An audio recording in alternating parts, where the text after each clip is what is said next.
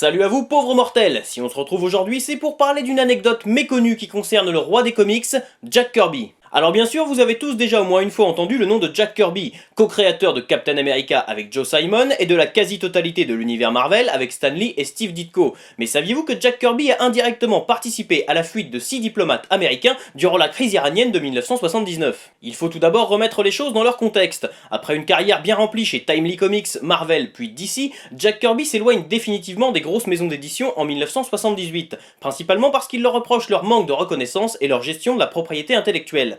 Tout en continuant à travailler sur des séries de moindre importance pour des éditeurs indépendants, il va se consacrer à l'animation et au cinéma. Il collabore entre autres avec Hanna-Barbera, à qui l'on doit Scooby-Doo ou Capitaine Caverne, et qui deviendra par la suite Cartoon Network. Il réalise pour eux le design des personnages de Thunder the Barbarian ou Harrock le Barbare en français. Il dessinera également les visuels d'emballage pour la ligne de jouets Big Jim de Mattel. En 1967 paraît Lord of Light, roman de science-fiction de Roger Zelazny, qui recevra le prix Hugo du meilleur roman en 1968. On y découvre une lointaine civilisation, descendante d'humains ayant quitté la Terre des siècles auparavant et profondément marquée par la mythologie hindoue. En 1979, Barry Geller décide de produire une adaptation cinématographique de Lord of Light avec un budget de 50 millions de dollars. Il était même prévu que les décors construits pour le film soient implantés près de Denver dans le Colorado pour devenir un parc d'attractions, Science Fiction Land, dont le coût de construction total devait avoisiner les 400 millions de dollars. Pour réaliser les maquillages de cette saga qui s'annonce comme étant en concurrence directe avec Star Wars, Geller fait appel à John Chambers, oscarisé pour son travail sur la planète des singes en 1969. Pour le design des personnages et des décors, Geller se tourne vers Jack Kirby et ses créations empreintes d'un mélange de technologie et de mythologie qui correspond à merveille à l'univers du livre. Celui-ci dessine alors différentes scènes et personnages tirés du roman, ainsi qu'une vue d'ensemble de ce qui doit devenir Science Fiction Land.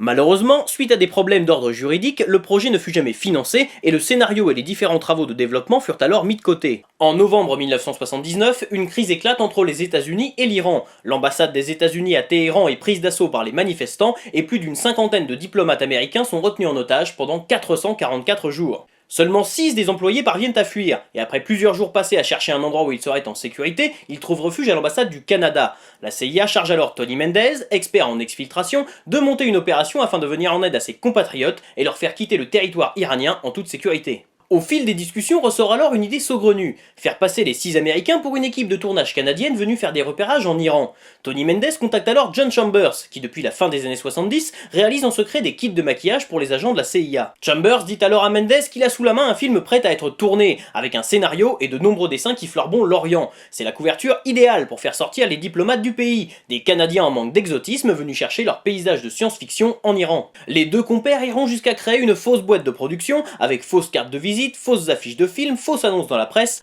tout ça pour assurer le succès de cette opération qu'on appellera le subterfuge canadien. C'est cette histoire qui a inspiré le film Argo, de et avec Ben Affleck, sorti en 2012. Bien sûr, le film n'est pas vraiment fidèle à la réalité, principalement pour entretenir le suspense et ainsi rendre la tension plus palpable pour les pauvres spectateurs que nous sommes. Mais il n'en demeure pas moins excellent et je vous conseille vivement de le voir si ce n'est pas encore fait. Mon seul regret, c'est que si les dessins sont bien présentés dans certaines scènes, ils n'ont rien à voir avec ceux de Jack Kirby, et qu'à aucun moment du film, le roi des comics n'est cité pour son travail. Si John Chambers a été décoré par la CIA pour sa collaboration, les autres personnes ayant travaillé sur le film Lord of Light, devenu Argo, ont elles aussi, de façon totalement involontaire, je vous l'accorde, participé à la réussite de cette opération. D'ailleurs, jusqu'en 1997, année où l'affaire a été rendue publique par la CIA, Geller et Kirby ignoraient totalement que les travaux de recherche pour Lord of Light avaient été utilisés lors de cette opération d'exfiltration. Si bien qu'en 1993, Barry Geller avait, avec l'accord de Jack Kirby, revendu les dessins originaux aux enchères pour payer les études de son fils. L'acheteur était un certain Jim Lee, un mec qui a dessiné 2-3 trucs depuis. Jack Kirby étant décédé en 1994, il n'a malheureusement jamais su à quel point son travail avait pu compter dans cette histoire. Après tout, si cette histoire a pu paraître crédible, c'est aussi parce que les dessins de Jack Kirby n'avaient pas été faits dans le but de tromper qui que ce soit, mais bel et bien pour mettre en image un film dont l'univers collait parfaitement au style de cet artiste hors norme et qui n'a malheureusement jamais vu le jour. Voilà pourquoi d'une certaine façon, la CIA peut dire merci à Jack Kirby. Voilà, jusqu'à la prochaine fois, je compte sur vous pour avoir de saines lectures. Si cette vidéo vous a plu, n'hésitez pas à la partager sur les réseaux sociaux. Si cette vidéo ne vous a pas plu, n'hésitez pas à la partager sur les réseaux sociaux. Vous pouvez maintenant retrouver l'émission sur Facebook et n'oubliez pas de vous abonner à la chaîne pour ne pas rater la prochaine.